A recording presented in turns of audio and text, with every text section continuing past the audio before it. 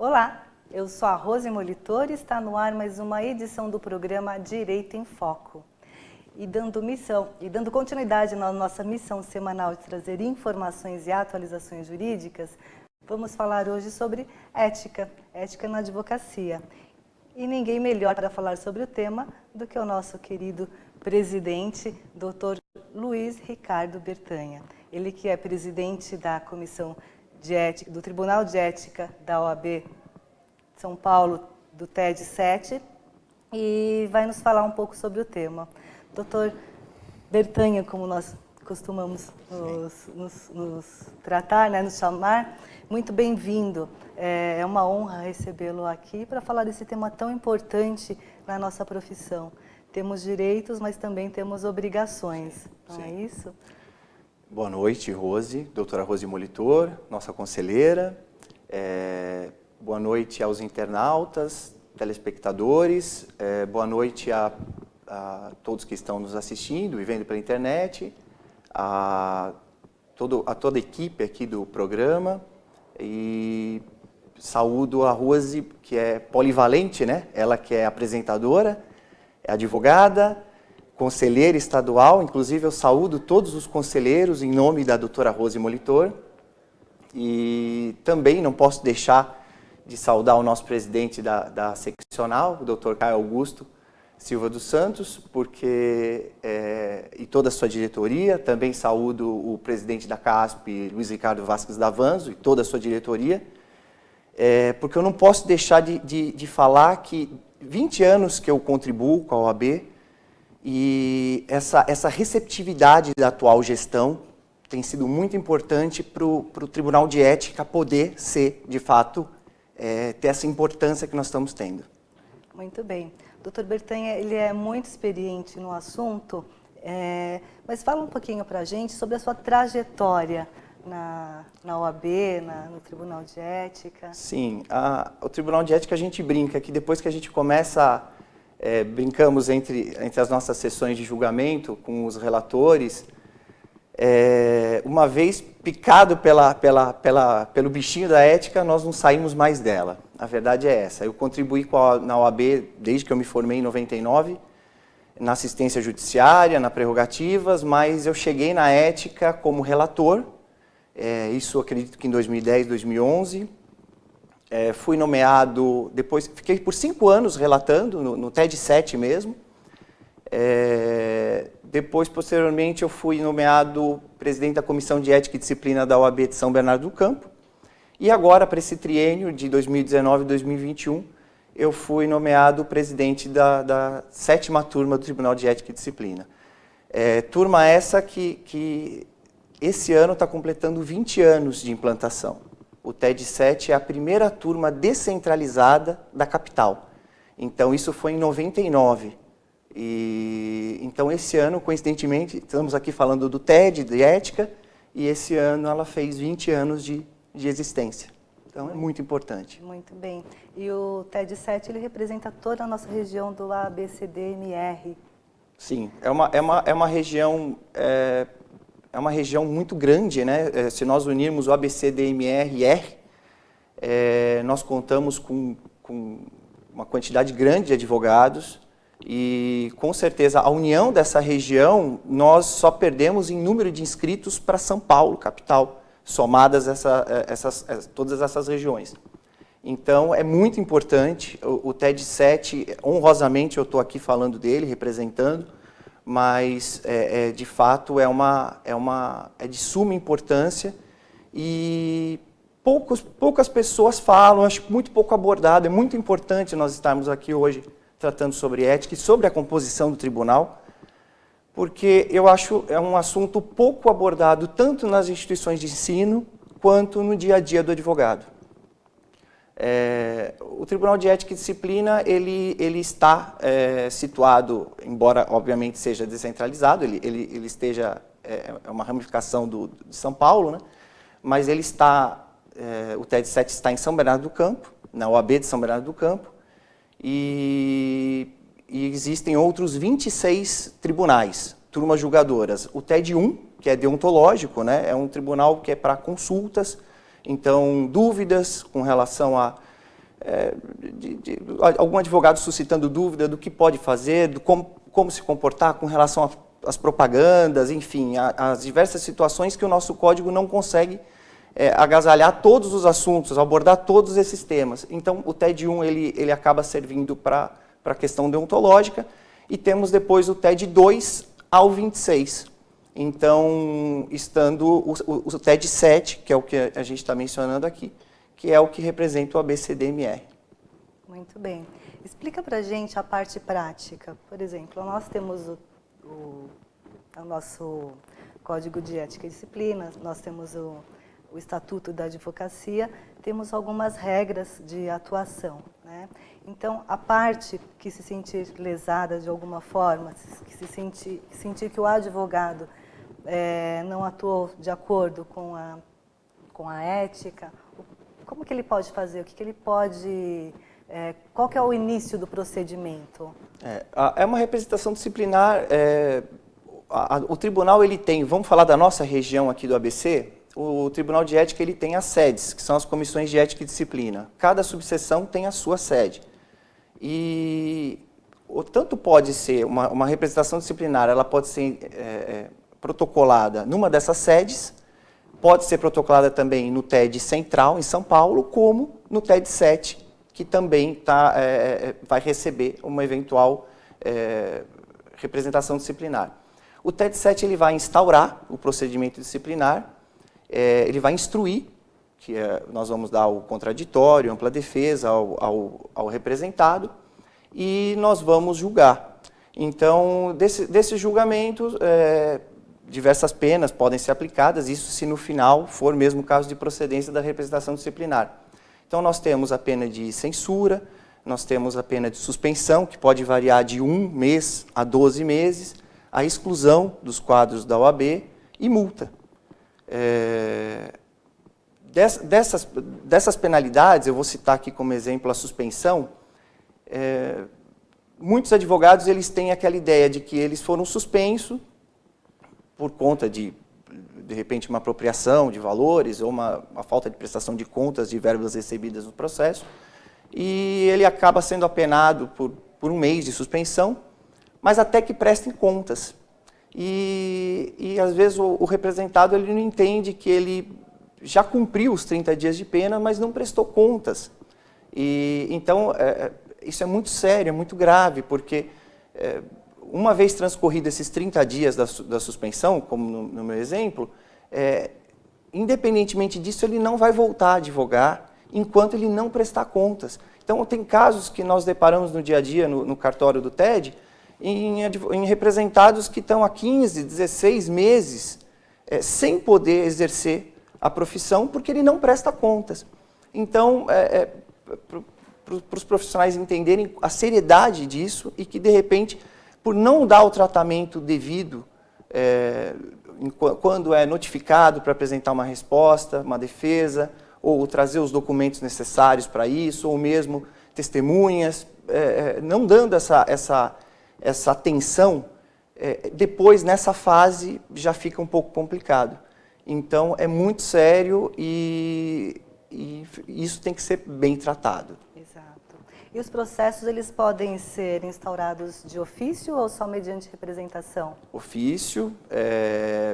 Nós temos os 2 tipos, representação, quando, no exemplo, a parte que se viu como prejudicada, ela vai até o tribunal, ela vai até as comissões de ética e disciplina de sua subseção, mas também instaurado de ofício, e isso é muito comum. Na verdade, nós temos aí praticamente 50% das representações elas estão vindo de ofício. Mas essas são as 2 situações. Também esqueci de comentar um caso importante, que a comissão de ética, o Tribunal de Ética e Disciplina também, ele trata da exclusão e da reabilitação. Então, uma vez cumprida a pena, nós reabilitamos o profissional no exercício da advocacia. Sim. E uma curiosidade, quem reclama mais? O advogado, o colega que atua do outro lado, ou o cliente? Então, nós temos os 2 casos. O Tribunal de Ética, ele trata com muita atenção para esse assunto, porque não é comum, aliás, não é incomum, de repente a parte se sentir prejudicada, o constituinte, né, o cliente, e ele vai reclamar no Tribunal de Ética situações que não têm o mínimo cabimento quanto profissional. Então, de repente, uma sentença que ele viu o direito dele frustrado, mas não por culpa do advogado, obviamente, porque é uma situação que não está ao alcance do advogado. O advogado é meio, não é fim, né? Não é resultado. Então, ou uma retaliação no momento em que o advogado cobra os seus honorários numa prestação de contas e o constituinte ele vai até o Tribunal de Ética, que é visivelmente o caráter de retalhar. Então, o tribunal ele tem esse cuidado.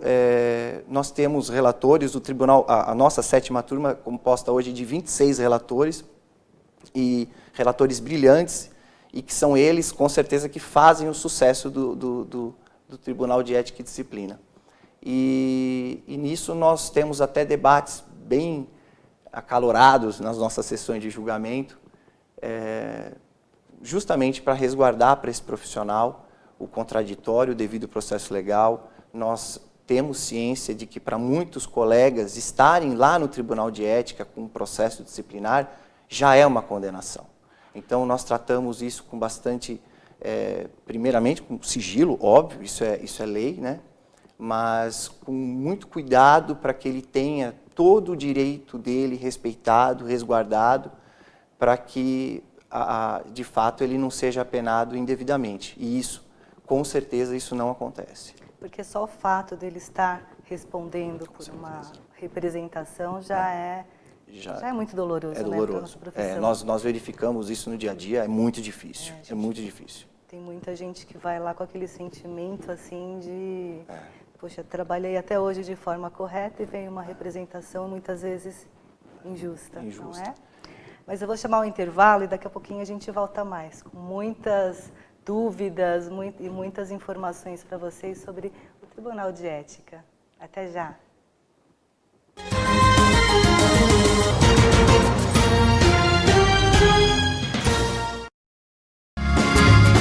Viaje mais! Prepare-se para conhecer os mais belos lugares do planeta, de segunda a domingo em 2 horários, às 13h30 e à meia-noite, na rede NGT Canal 48 Digital e na TV Grande ABC Canal 3 NET.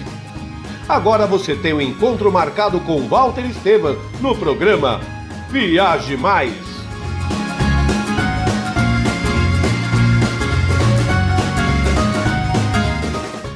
Juliana Flores, você está a um clique de deixar alguém ainda mais feliz. Entrega de presentes, flores e momentos únicos em até 3 horas em todo o Brasil.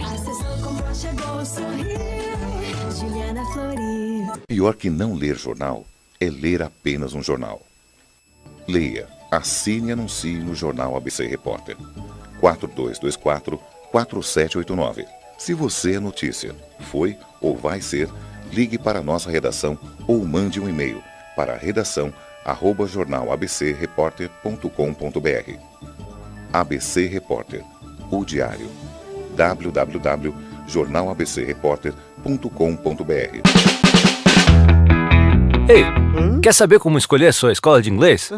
Não pergunte pro boneco do posto. Não pergunte pra esse monte de gatos da sorte. Não pergunte pra essa estátua. Nem pra esse cara sem boca, né? Não pergunte pra essa boneca havaiana, pra essa turminha aí ou pro rapaz dessa foto. Mas esse balão de barba vai saber, né? Nah. Pergunte pra quem já faz IASIG e faça a escolha certa. Agora no IASIG você pode falar direto com nossos alunos e pais de alunos, tirar suas dúvidas e descobrir todos os motivos para estudar inglês aqui. Fale com a gente, fale com o mundo. IASIG, você cidadão do mundo. Sejam bem-vindos a To Go no Grande ABC!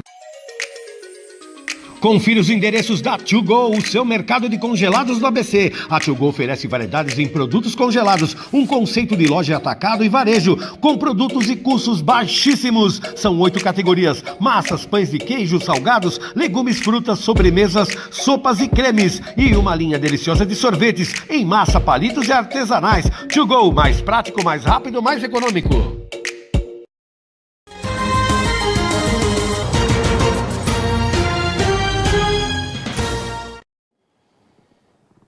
Olá, De volta com o Dr. Luiz Ricardo Bertanha falando sobre ética na advocacia.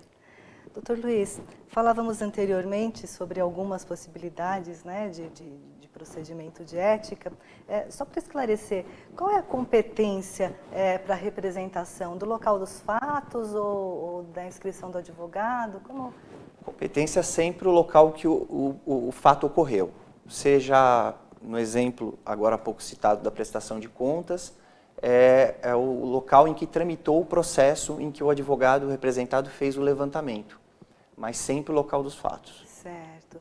O estagiário, ele também pode? Sim, bastante comum. Acontece bastante? Acontece, principalmente porque a maioria das vezes o estagiário é que faz a carga do processo. Então, outro exemplo que eu estou citando. Então, geralmente, quando chega uma representação por retenção de autos, essa retenção, essa carga é feita em nome do estagiário. Então, chega um ofício e ele é punido disciplinarmente também. Isso é bastante comum, tá? Inclusive até o advogado... E ele tem algum problema depois para... Sim, com certeza. Isso fica manchado no momento em que vier a definitiva, né? Ele passa a não ter mais a primariedade. Isso também é muito importante. O que eu sempre deixo claro aqui, Rose, é a questão de que o Estatuto da Advocacia e o Código de Ética e Disciplina, eles são legislações que, de fato, é de difícil leitura. Comparado com as outras legislações, é uma legislação não tão fácil, é um código não tão fácil de entender. Ele depende mesmo, a leitura dele é imprescindível para que você consiga entender quais são as regras, o que pode e o que não pode fazer. Então, muitas das vezes, o advogado está lá no polo passivo de uma representação disciplinar, mas ele muitas vezes a gente verifica que não existiu dolo por parte dele. Eu não vou discutir a questão de apropriação de valores, falta de prestação de contas, porque isso nós estamos falando de casos graves e muito severos que, de fato, tem que ter a instauração do procedimento disciplinar e tem que ter a punição para o advogado que não presta contas ou o advogado que não repassa os valores levantados no processo. Mas tem casos que uma simples leitura do Código de Ética, do Estatuto, com certeza o advogado não estaria no polo passivo de uma representação disciplinar. Vou citar alguns exemplos rápidos aqui, que todos os causídicos que estão nos assistindo, eles vão entender.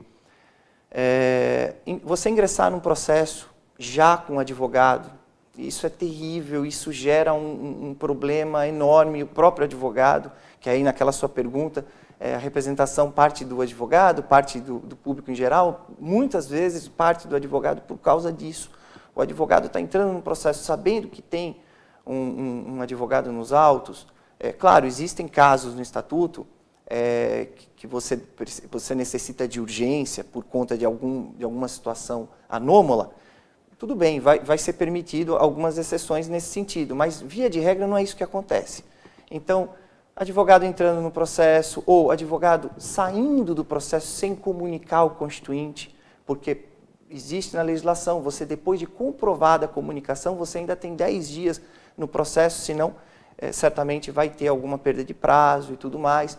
Então, são situações corriqueiras que o advogado faz parte do dia a dia dele, notificar o constituinte, no caso de você abrir mão do mandato, seja por qual motivo quer que seja, ou por foro íntimo e tudo mais, mas simplesmente você atuar por mais 10 dias, então o advogado não faz isso, aí ele perdeu um prazo fatal, esse prazo não será devolvido.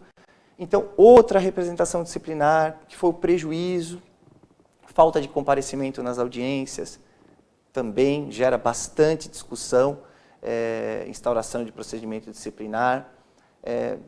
Então, pode ver que são situações que o advogado não toma o cuidado mínimo necessário e que isso pode gerar um grande transtorno. Então, é isso que a gente sempre aperta a tecla. Dá uma lida no Estatuto, por isso que eu volto a dizer, acho que na nossa graduação, todos nós tivemos aula de ética e Estatuto, falando sobre Estatuto, sobre Código de Ética e Disciplina, mas de forma muito superficial. Existem existem situações que a gente podia debater um pouco mais, porque é bastante comum você chegar numa sessão de julgamento em que a gente percebe que o representado, talvez se ele corresse a revelia, ele não seria tão apenado como ele tem sido por ele mesmo ser um péssimo advogado em defesa própria, por falta de leitura do Estatuto, por falta de leitura do Código de Ética e Disciplina. E, para finalizar esse assunto com relação às maiores ocorrências, eu cito as propagandas. Porque as propagandas ela é bem complicada, porque nós estamos vivendo num momento de redes sociais, num momento em que você tem o acesso a tudo, e a nossa legislação ela não é clara do que você pode e o que você não pode fazer. Muito pelo contrário, nós temos um provimento que define isso, que ele é do ano de 2000. Ou seja, em 2000, tínhamos acabado de sair da internet de escada, para os advogados mais antigos, né? Eu peguei essa época, não tínhamos redes sociais, Facebook, Instagram, então, quer dizer, para você ter uma ideia, nesse provimento ainda é falado, se eu não me engano, no artigo 3º, fala ainda de anúncio em lista telefônica. Então, para você ver que, de fato, isso está na hora de debatermos um pouco mais, e a OAB está fazendo isso, o Conselho Federal está fazendo já essa consulta pública, justamente para verificar se não é o caso de atualizar um pouco essa questão da propaganda. Propaganda, se você fizer uma pergunta para mim, eu não vou conseguir responder de forma objetiva o que pode e o que não pode, porque o que é muito claro é que a advocacia é uma atividade discreta. Você tem que ser sempre primar pela discrição, mas o que é discreto para mim, de repente, não é discreto para você.